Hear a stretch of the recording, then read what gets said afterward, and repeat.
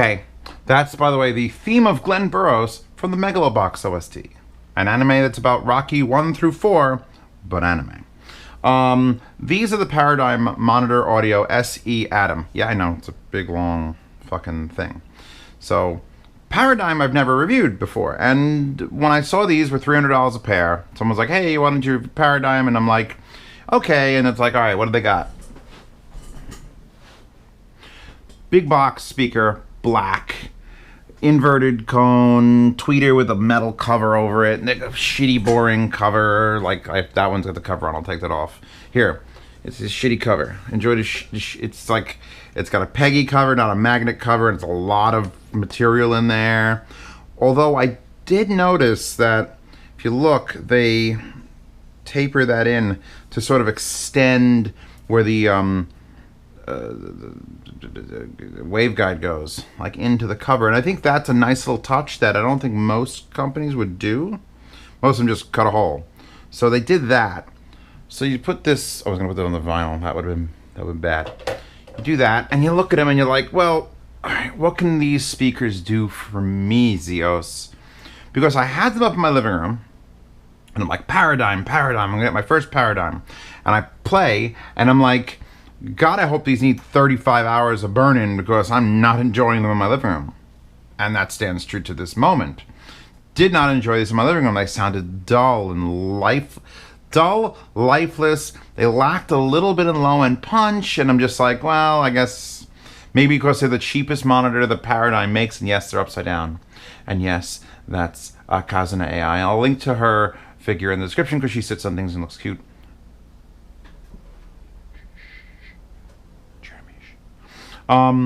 So here's the deal. I was getting ready to give these a review in the living room. I wasn't even going to try them Nearfield. Usually I can judge if I think a speaker's going to be better in Nearfield than it is in my living room. And I was just going to be like, all right, I needed a speaker. I pulled on other speakers. I put these on finally. I'm like, what the fuck, Paradigm? Because here's the deal. This is a topping PA3 covered in black foam so it doesn't blow out the camera because the GoPro doesn't like bright things. That's one of the best desktop amps I've ever used. And these are some of the best passive speakers I've used on a desk. Like, I'm talking levels of like $400 or $500 active studio monitors. Good. And I didn't know why until I read about what this tweeter is.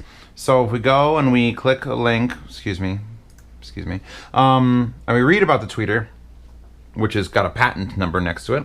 The XPAL Pure Aluminum Dome Tweeter, which aluminum dome tweeter Nearfield is just automatically, if you ask me if I could have a soft dome or a horn or an aluminum fucking dome tweeter, and that's a biggin, I'd be like, no. But patented perforated phase aligning lens. So if we look real close at this, you see it looks like a colander. I'm Italian. Pasta goes in colander, you colander. It's got a completely blocked front. Like that middle bit's completely closed. And it's got all these concentric circular, I guess they're holes. All these, they get bigger and bigger, they get smaller and tight, and then they get larger and less frequent as you go out. And what that's doing, and that's gotta be the reason why these things sound like magic, that and whatever crossover they got going on, is it's design acts as a refined phase plug, blocking a wide range of out-of-phase frequencies, which increases and smooths output without coloring the sound. And fucking yes, it does. Because I'm sitting here in front of these with the little baby waveguide and that phase plug, and I could put on any other song. Let's just shuffle. Excuse the pop. For those Rick and Morty fans out there, this is Maisie's Star Among My Swan. And I'm not sure if that's the name of the song. No, Look Down from the Bridge. Again, Rick and Morty fans will know.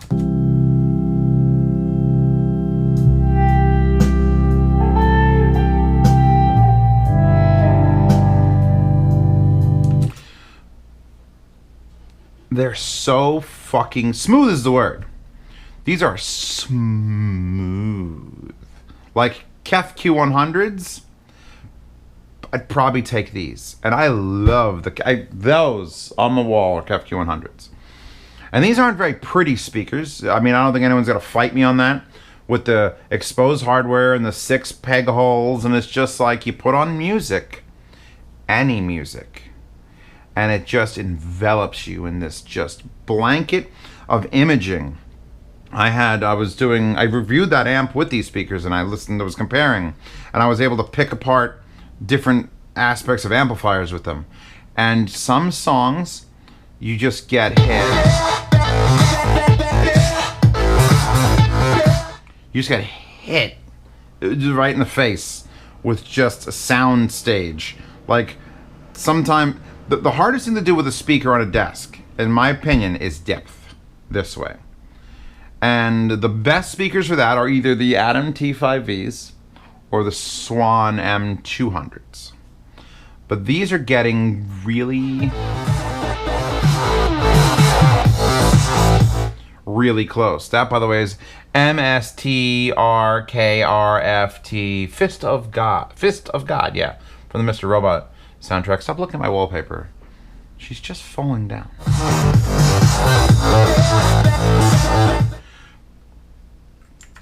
These are one of those speakers that makes me want to listen to these more than headphones, which is not very hard to do. I like speakers more than headphones. I feel like they're more engaging. I feel like the freedom to it. I feel like the fixed location, if you want to talk about the real physiological reasons why I think most humans would prefer speakers over headphones, headphones are weird. Like, you put headphones on a dog and it turns its head and the sound moves with its head, the brain would not know what's going on. Overall, in general, speakers make more sense. Person speak, you look away from person still speaking over there, that's where the sound's coming from. Your brain makes sense of it. Human anatomy was not designed to have this weird ability to have a perfect speaking voice and then have it rotate exactly with your hearing. Your brain fucks up. Your brain goes, ugh. So it's always, I'm a pretty insistent that headphones will always sound unnatural in that sort of affair, which is why I like that the head tracking systems that Wave NX and things do, because it simulates having a fixed point of sound and you turn and the sound stays there. That's why VR is so immersive. It's not just because you can see, it's because when someone's talking there and you turn your head in VR, they're still talking there. There's Ace Ventura. And these speakers are a prime example of what great fucking speakers sound like. And you have to order them from Paradigm. I don't think they're on Amazon. I'll link to them if they're on Amazon, but I ordered them direct from Paradigm. And they took a while to get here because, you know, I'm used to prime shipping.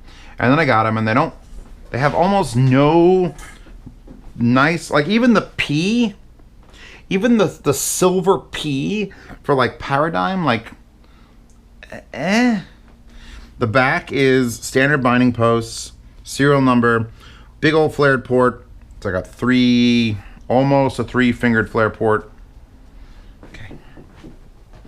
And you come around to the front and they're just like, and I have them upside down because I'm pretty insistent that on a desk, you want to get the image that goes like this. And when I put them right side up, they're a little bit too tall on these stands and I get an image up here.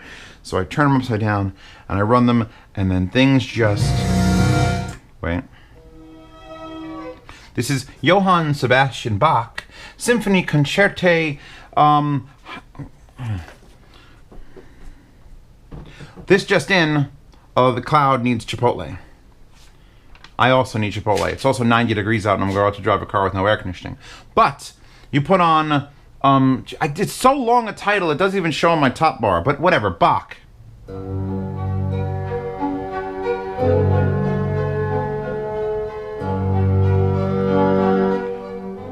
These are coming to Rocky Mountain. I wasn't gonna bring Paradigm speakers to Rocky Mountain. I had no intentions. I didn't even like them in my living room. They make the hole here. Here's the hole. Wait, here's the hole. If you go down here, that was where the specs are. They make the Monitor SC6000F, which is a tower, for only $450 each. Then there's a 3000F for $350 each. Then there's a $200 matching center channel, and then there's these for $300. I believe I paid $300 for them. And it's like, oh yeah, paradigm, monitor audio, yeah. Put them on your fucking desk. And you'll understand. These should, Oh, the weather outside is frightful, but the fire... They're not efficient. They're 89 dB sensitivity. This topping, I don't even say if they're 8 ohm. I'm assuming they're 8 ohm, but this topping at like 50 watts a channel, I'm going past half to get it nice and solid on the desk. I brought some corn for popping. The lights To turn way down. I've never listened to Christmas music in mid-July and been like, wow, I need to hear the rest of this fucking song. So these speakers, they got something. They got something. You got something. They're only a 5 1/4, but the box is massive, so they can deliver punchy low end. I wouldn't call them out. I would say if you're still going like you are a bass head, absolutely get a subwoofer. CEOs, how do you hook a subwoofer to these? There's about 75 different ways. You could find a subwoofer that takes speaker terminals and just run the speaker wires out of this into a sub, and the speaker wires out of that to the speakers, and that'll be fine. Or you can get a mini DSP and go absolutely berserk, and then feed the amp, and then the sub, and then have the mini DSP with a remote control and control the volume. There's so many ways. warm, the fire is low. I was gonna give these speakers a bad rap. My living room just didn't sound right. Sitting here, arm's length away, look, I could touch them both, like that. That's how I judge. If you're in Nearfield, and they are fucking amazing. And they're not on Amazon, so feel free to buy them with whatever generic link you'd like, and tell me I'm wrong in the comments below. This is Dragon Age OST, Siege of Admant. I never played Dragon Age Inquisition, but this is the soundtrack.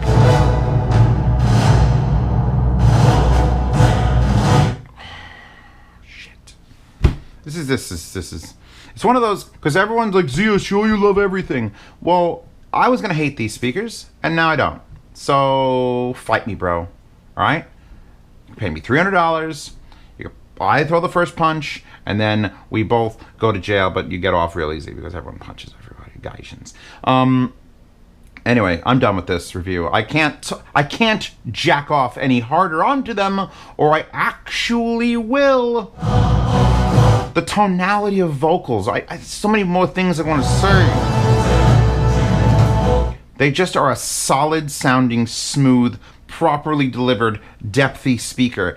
And for $300, even if they look a little bit like you found them in an old Radio Shack, worthwhile desktop buy. Small room, probably good too. I wouldn't be no more than 5 or 6 feet away from these. That's the rule. There, I made up the rule myself. If you want to download that wallpaper, which none of you actually do, because you're all good Christians, that's in the description, but don't do it, obviously. You want to check out the post for these speakers on Hi-Fi Guides, or check them out on Hi-Fi Guides, link in the description, or maybe in a comment. And then if you want to see them at Rocky Mountain in Denver in September, boom, I'll be there at a room 905, I think. I should really double check that. I've been saying it a lot. GoFundMe for that is active and running, and it needs to be funded so I'm not poor and I can keep buying things like this to figure out that they're perfect. I love to find it's perfect for one specific thing on a desk with good power amp and any music you want.